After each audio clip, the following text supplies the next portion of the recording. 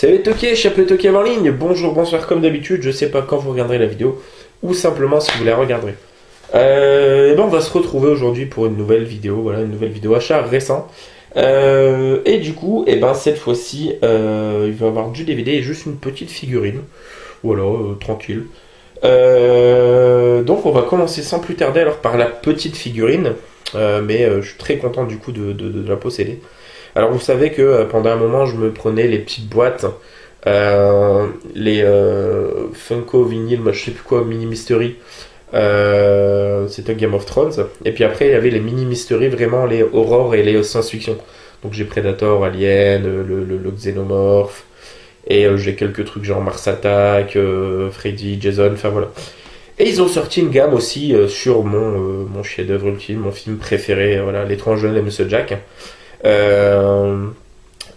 J'avais jamais pu mettre la main dessus, et donc sur ma fameuse application là où j'ai pu choper pas mal de trucs ces derniers temps, il y a une dame qui vendait, alors je sais plus le nom du personnage, je sais pas si c'est noté, c'est une espèce de boogeyman simplement, un monstre de cauchemar quoi.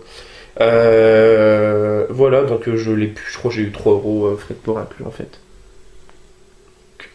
Je sais pas si vous allez pouvoir voir. Voilà. Et je suis super content d'avoir pu la choper. Voilà. Donc très content, ça va agrémenter la petite vitrine Tim Burton, simplement. Et Monsieur Jack, en l'occurrence.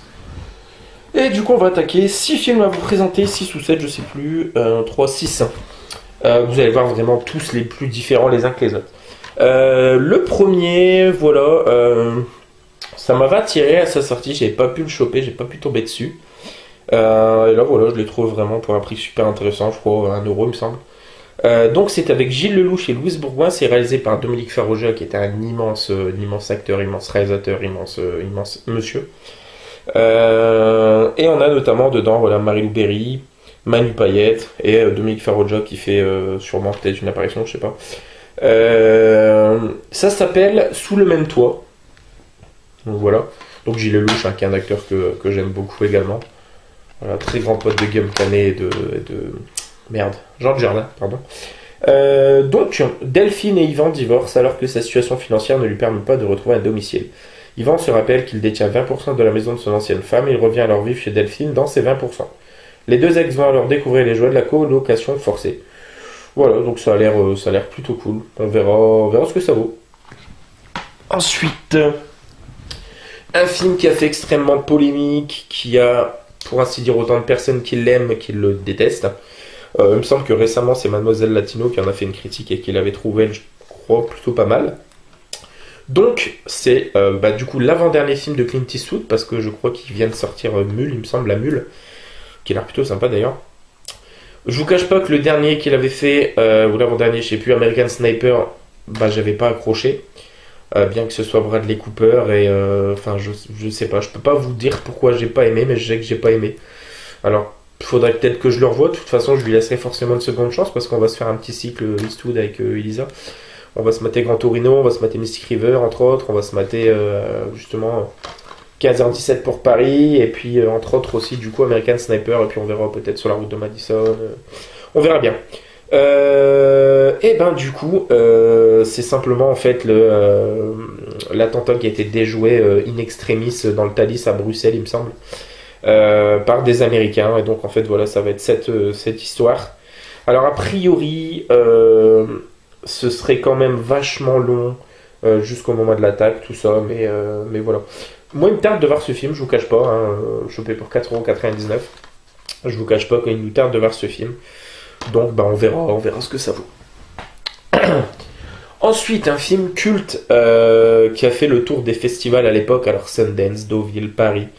De quelle année il est ce film? Je sais pas. Mais je sais voilà, que ce film, je crois l'avoir vu assez jeune avec mon oncle, il me semble. Et il m'avait foutu une claque. Donc ça s'appelle La Secrétaire. Alors bande de cochons, ne vous fiez pas à la jaquette.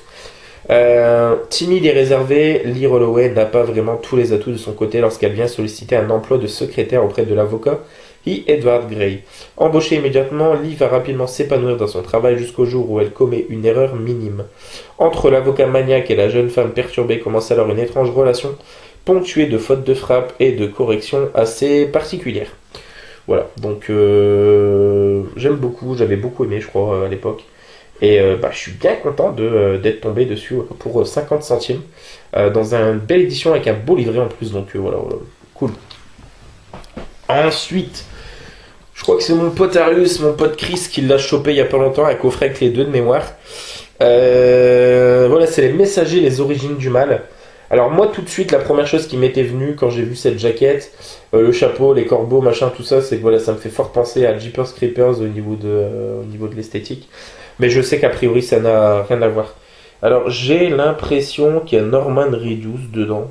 Et ouais, effectivement. Donc Norman Reedus, bien évidemment, Daryl Dixon de Walking Dead. Alors il est là avec la hache. Coucou Daryl. Et voilà, c'est assez content de l'avoir trouvé pour 50 centimes. Alors il me semblait que je l'avais, mais a priori non. Donc bon, tant mieux, c'est peut-être le 2 que j'ai. Et par contre, je vois ce qui est assez marrant, tiens. C'est qu'il y a Kristen Stewart, après le succès du premier. Ah, mais non, voilà, c'est le 2 du coup, donc c'est le 1 que je dois avoir. Du coup, par contre, ce que je vois, c'est que c'est par les créateurs de 30 jours de nuit. 30 jours de nuit. Voilà. Pour celui-ci. Et bien, le suivant, c'est vraiment pas fait exprès. C'est 30 jours de nuit, mais jour sombre, donc la suite. Le premier qui était vraiment cool, avec Josh Hartnett, si j'ai pas de bêtises, ou Ashton Kutcher, je les confonds tout le temps. Je crois que c'est Ashton Kutcher, du coup, j'ai un doute. Et ben là c'est la suite, donc de mémoire elle est moins bonne mais elle est plutôt cool. Je vous avoue que je l'ai vu vraiment il y a un bon moment. Voilà, donc chopé pour 50 centimes, mais du coup c'est assez marrant que le film d'avant que je vous présente c'est par les producteurs du premier. Enfin bref, c'est un détail. Et on va terminer avec un film culte, un réalisateur immensissime, Jess Franco, 170 films à son actif. Pas de la même qualité selon le film, mais voilà, 170 films ça fait beaucoup. Et celui-ci c'est Eugénie de Sade, voilà, donc c'est un que j'avais pas. Chopé également pour 50 centimes, donc voilà, Eugénie de Sade, je pense que tout est dit dans le titre. Ça va forcément parler du marquis de Sade. Donc voilà, c'est tout pour cette vidéo les amis, j'espère que les présentations vous auront plu. Quant à nous, on se retrouvera très prochainement pour une nouvelle vidéo. Joyeux analyse, mais ok, ciao ciao.